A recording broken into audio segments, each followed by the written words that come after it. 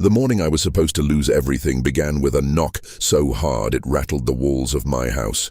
When I opened the front door, a county deputy stood there holding an eviction notice with my name printed across the top.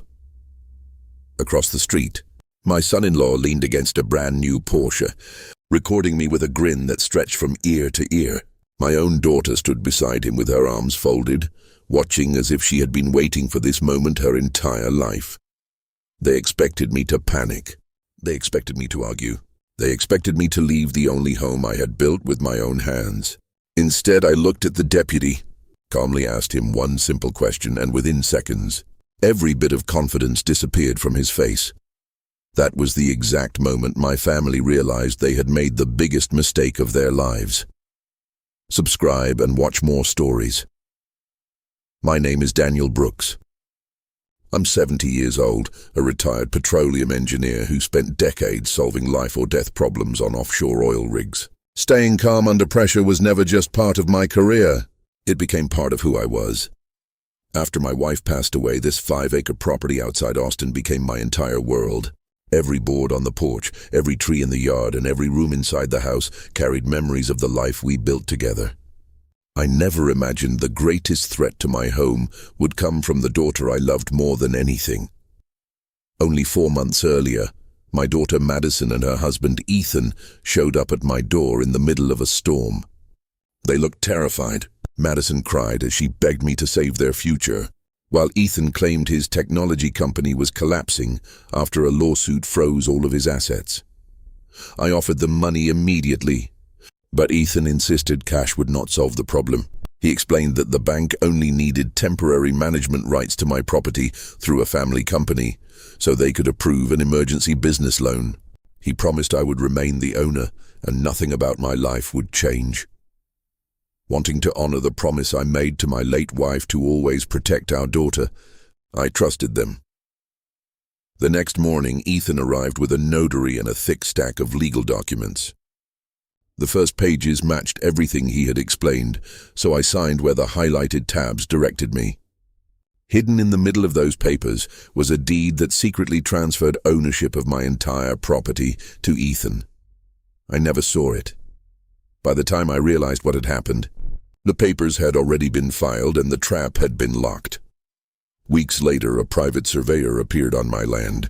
He casually explained he was preparing the property for demolition because Ethan's company planned to replace my home with a luxury shopping center. That single conversation shattered everything I believed. When I confronted Madison, she dismissed my concerns while pretending everything was routine. Yet I could hear laughter and music from a luxury ski resort in the background. The people who claimed they were bankrupt were living like millionaires. Instead of confronting them, I investigated quietly. I recovered shredded documents from their rubbish and spent an entire night reconstructing them piece by piece. The evidence revealed months of secret planning. Their tears had been rehearsed. Their financial crisis never existed. Every conversation had been carefully designed to manipulate my love for my daughter until I willingly signed away my home. Rather than reacting emotionally, I hired one of the best real estate attorneys in Texas. Together, we uncovered an even bigger crime. Ethan had already used my stolen property to secure a $2.5 million commercial loan, and the money had been wired into offshore accounts.